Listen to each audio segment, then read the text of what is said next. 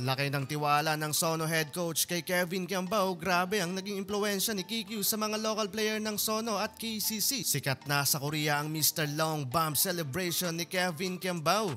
Last game ni na KQ ngayong buwan ng Nobyembre kontra sa KCC Aegis. After this mga idol, babalik na ng Pilipinas si KQ para sa ongoing practice and preparation ng Gilas Pilipinas sa upcoming games sa FIBA World Cup Asian Qualifiers.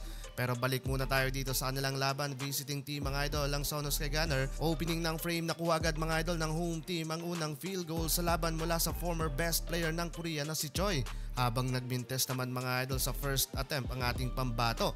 Pero may sagot mga idol ang Sono 9-0 run at agad bumawi si Kevin Kiambao from left wing 3-pointer. Mainit mga idol ang bisita sa early quarter. Eto naman Nathan Knight cutting the baseline and two-handed dunk mula yan sa assist ni KQ. Habang nangangamoy forever bangko etong si William Navarro, mas lumit pa mga idol ang kanyang playing time nang bumalik ang forward na si Choi. Kung titignan ng kanilang lineup, 4 na forward ang meron, pang 5 kay Navarro, naging bench warmer. So far malamig pa ang kamay ni KQ with 3 points, 1 rebound and assist, shooting 1 of 3 field goal. Lamang mga idol ang Sono Sky Gunner sa first quarter 14-16. Second quarter tayo mga idol, tres na naman mga idol ang pinakawala ng local player ng Sono at mula ulit yan sa assist ni Kevin Kiambao. Pero nakapagtala mga idol si kabayan ng isang turnover kaya agad ibinalik sa bench. Pero so far buhat mga idol ng Sono local player at ng kanilang main import ang laban. Patuloy pa rin ang pagbubutas sa basket ng kalaban mula sa outside shooting.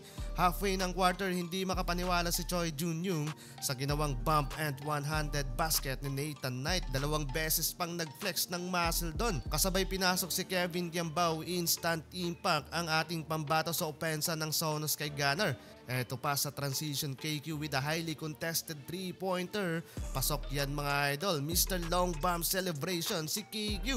Sikat na talaga mga idol etong celebration ni Kevin Kiambao sa Korea. Ginaya na ng local player ng kalaban nang makasagot ng 3 sa harap ni Kevin Kiambao. Pero take over si KQ sa last minute ng first half. 12 points, 2 board and 2 assists. Si kabayan 9 points lead ang Sono 37-46 end of first half. Anyari kay KQ sa third quarter, masyadong pilit yata yung mala Stephen Curry deep 3-pointer niya. Mintes mga idol pero lobo sa 14 points, biggest lead so far ang Sono Sky Gunner. Eto another mintes na naman mula kay KQ with shooting 5-11 FG. Laki pa rin ng tiwala sa kanya ng kanyang head coach. Second best score so far. Last minute na din mga idol nakapagtala ng punto si KQ mula sa kanyang pull-up 3. Still kontrolado ng Sono ang laban. Last quarter for KCC at Sono, naghahabol ang home team. Nakakatulog yata si KQ sa depensa na isa ni Choi and basket, baba sa 11 points ang kalamangan ng bisita. Ito pa Sean Long with a follow-up one-handed dunk, binaba pa nila mga idol sa 7 points ang kalamangan ni KQ. Pero nakasurvive pa rin mga idol ang Sono Sky Gunner